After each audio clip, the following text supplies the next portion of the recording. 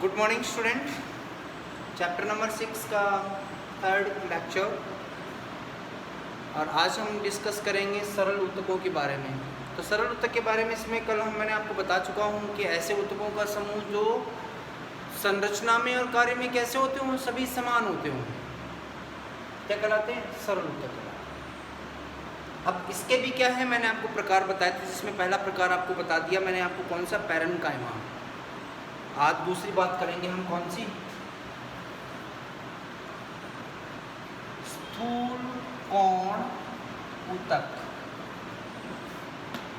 जिसको अंग्रेजी में कहते हैं हम कोलेनकाइमा।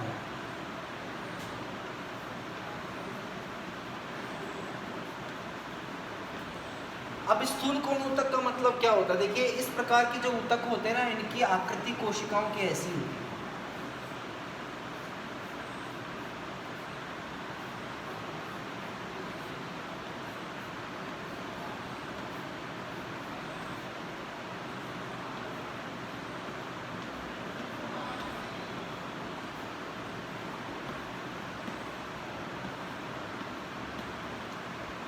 नाम से पता चल रहा है स्थूल कोण ऊतक, मतलब कि इनके केवल कोणीय भाग जो होते हैं ना, ये मोटे हो जाते हैं, स्थूल हो जाते हैं। स्थूल माने मोटे हो जाते हैं।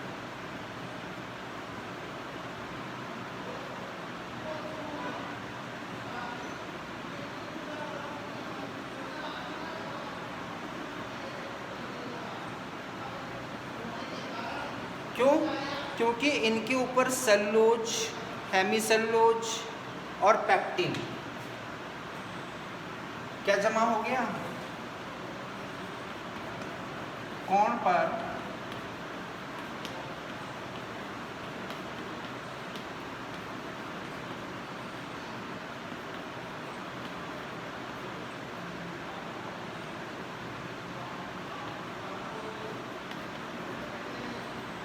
ये जमा हो जाता है, और ये जमा होने से कोशिकाओं में प्रत्यास्थता का गुण आ जाता है। मतलब आपने कुछ पौधों की शाखाओं को देखा होगा, तना तो बहुत मोटा होता है, उसको आप नहीं मोड़ सकते हो, लेकिन शाखाएं हैं, उनको मोड़ के आप नीचे खींचेंगे, वापस छोड़ेंगे तो अपनी पहली वाली अवस्था में आते हैं। इसका मतलब वहाँ पे कौन से ऊतक पाए जाते हैं? स्थूल कोण ऊतक। तो आप कह सकते हैं कि स्थूल कोण ऊतक की जो कोशिकाएं होती हैं प्रत्यास्थ होती, क्यों? क्योंकि उनके कोणीय भाग पे सेलुलोज, हेमीसेलुलोज, पैक्टिन जमा हो जाता है, और ये कोशिकाओं को प्रत्यास्थता का गुण प्रदान करती हैं। ठीक है ना?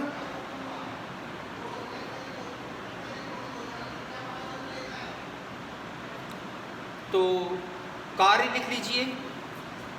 ये कोशिकाएं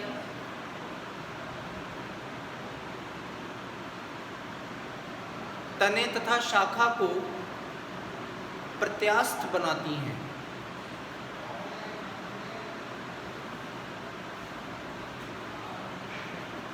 नंबर 3,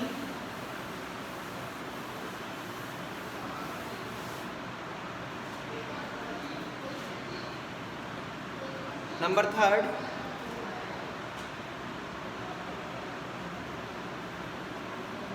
दृढ़ ऊतक।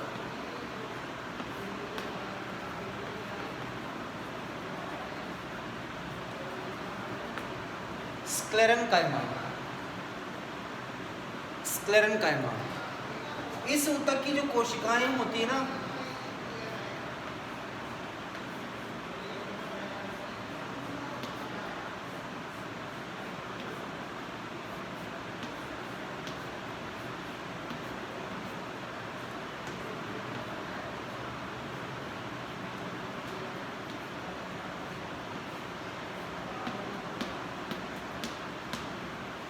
इन कोशिकाओं की पूरी भित्ति पर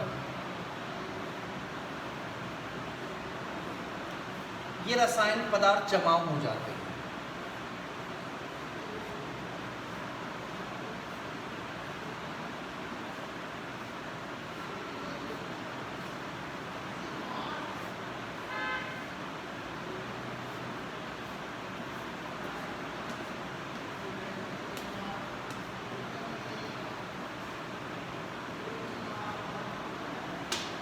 आपने देखा कि इसकी पूरी भित्ति पर क्या हो गए, ये जो रसायन होते हैं ये जमा हो जाते हैं।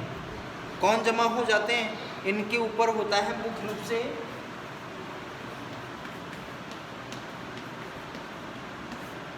लिग्निन। लिग्निन एक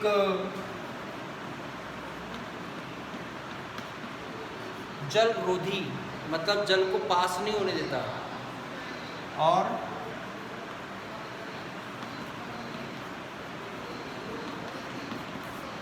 मृत कोशिकाएं हो जाती हैं। इनके जमा होने से सारी कोशिकाएं कैसी होती, मर जाती हैं। लेकिन कार्य क्या होता है इसका?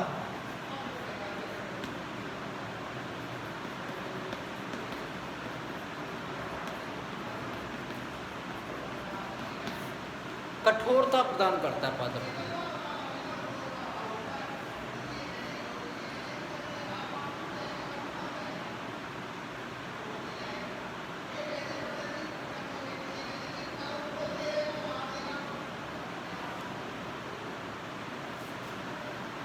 ठीक है, तो ये था दृढ़ ऊतक। अब हम बात करते हैं, सरल ऊतक कंप्लीट हो चुके हैं, अब हम बात करते हैं जटिल ऊतक की।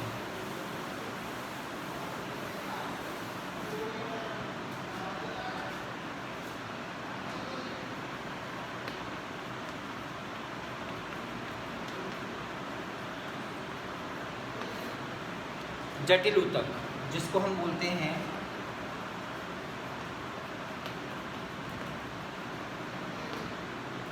Complex tissue. तो जटिल ऊतक को किसे कहते हैं? तो यहाँ पे हम परिभाषा लिखते हैं, जब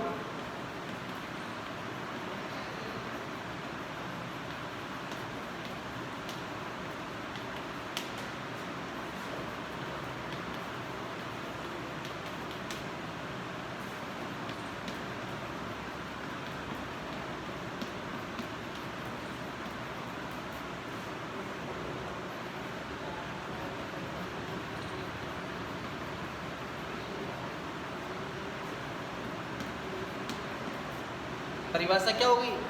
जब एक से अधिक प्रकार की कोशिकाएं परस्पर क्या हो जाती हैं, जुड़ जाती हैं और कार्य को संपन्न करती हैं, एक कार्य को। यहाँ पे क्या हो जाएगा? एक कार्य को संपन्न करती हैं, उसे क्या कहते हैं हम? जटिल ऊतक कहते हैं। एक ही प्रकार की कोशिकाएं हो तो हम सरल ऊतक कहते हैं, लेकिन इसमें कोशिकाएं कितनी हो गई? एक से अधिक प्रकार की, कार्य एक ही करेंगे सर, और प्रकार कितना हो गया? एक से अधिक हो गया। ठीक है, तो ये भी, इसके भी प्रकार अगर आप देखेंगे तो कितने प्रकार होते हैं इसके? 2। कौन कौन से होते हैं वो देखिए। पहला प्रकार है यहाँ पे जाइलम।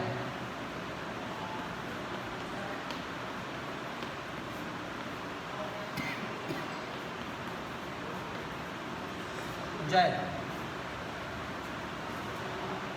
ठीक है ना। वैसे जाइलम होता क्या है? जाइलम एक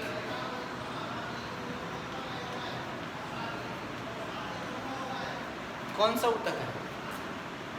संवहनी।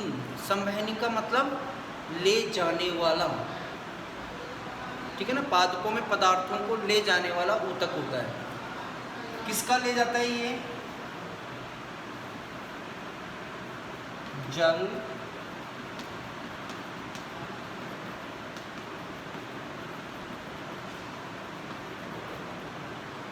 किसका ट्रांसपोर्टेशन करता है ये? जल व लवणों का स्थानांतरण करता है, ठीक है ना। जाइलम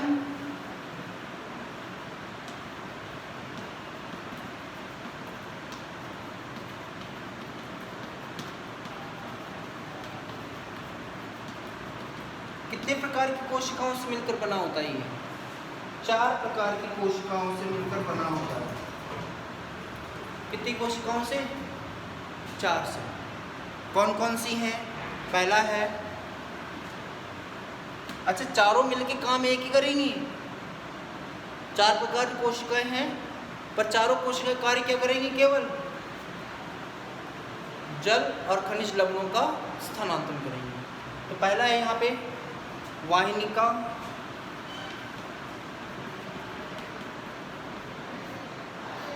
जिसको हम बोलते हैं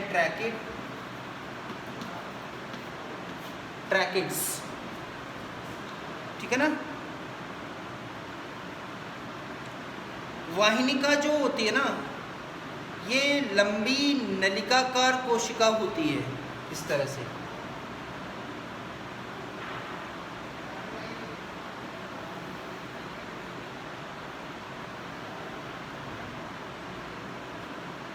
और सिरों पर नुकीली होती है।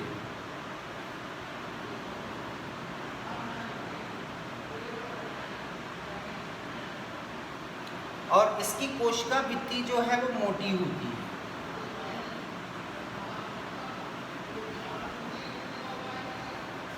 जिसपे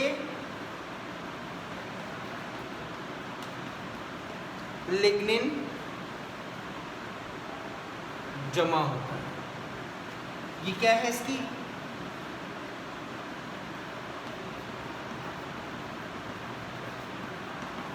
तो विशेषता क्या होगी? पहली विशेषता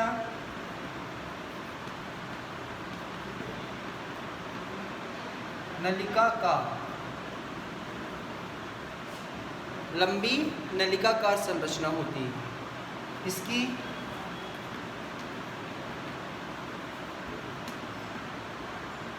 कैसी होती है?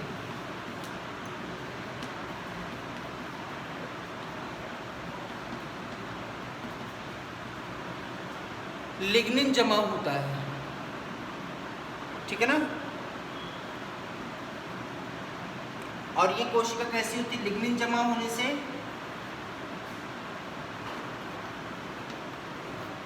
मर जाती है कोशिकाएं। लिग्निन जिस पे भी जमा हो जाएगा, कोशिका कैसी होती है? मृत हो जाती है, ठीक है ना। और ये किसका?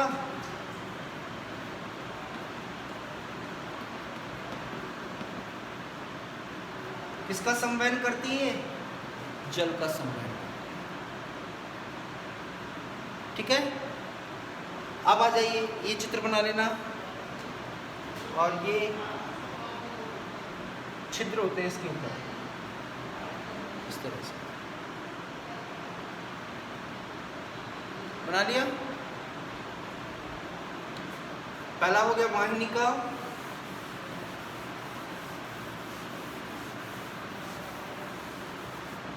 दूसरा लिख लीजिए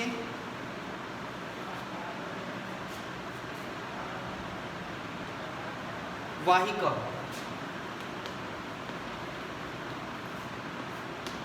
इसको बोलते हैं वेसल्स।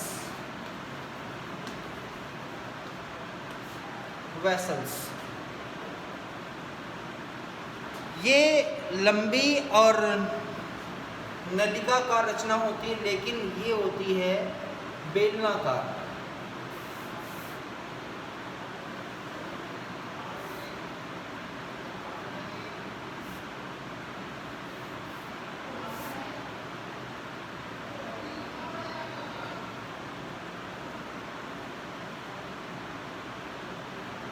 इस तरह की होती है, बेलनाकार होती है। और इसमें ये जगह जगह पर छिद्र होते हैं। तो कैसी होती है? लंबी व बेलनाकार होती है। और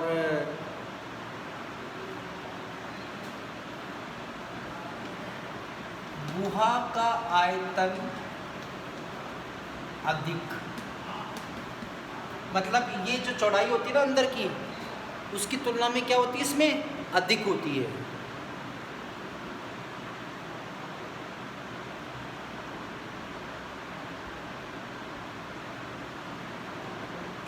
और जिसपे क्या होते हैं? छिद्र पाए जाते हैं,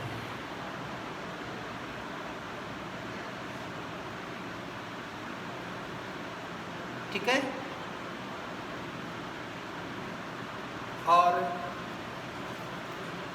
वाहिका आवृत बीजी पादपों का मुख्य लक्षण होता है। ठीक है, अब आ जाइए तीसरा।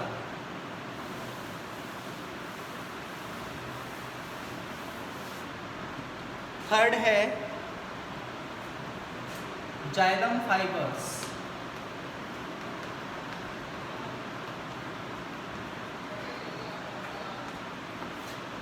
जाइलम फाइबर्स, तो जाइलम फाइबर्स क्या होते हैं? ये धागे होते हैं इस तरह के, मोटे धागे होते हैं। फाइबर माने धागा, जो जाइलम पाए जाते हैं। क्या विशेषता होती है इसकी?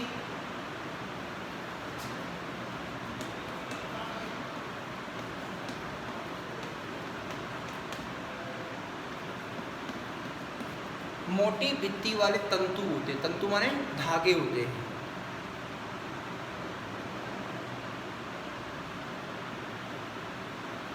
और ये क्या काम करते हैं?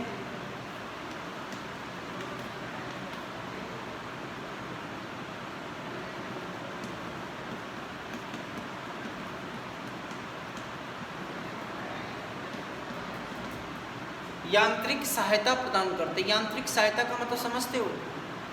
कठोरता देते हैं उसको, सपोर्ट देते हैं उसको। मैकेनिकल सपोर्ट मतलब कठोरता प्रदान करते हैं।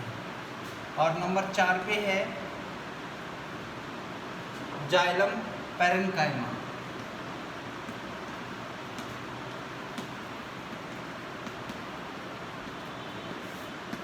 पैरेन्काइमा और जाइलम पैरेन्काइमा जो होते हैं ना, ये पतली भित्ति वाले होते हैं।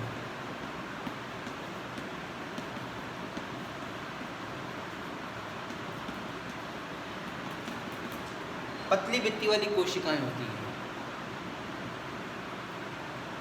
और ये जीवित होती हैं।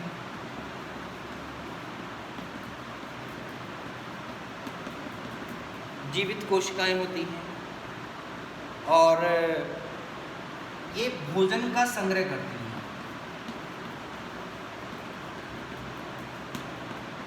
कौन कौन सा भोजन करती हैं? ये करती हैं स्टार्च, वसा,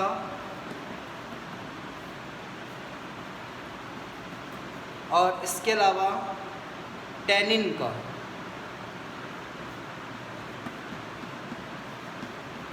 इनका संग्रह करती हैं।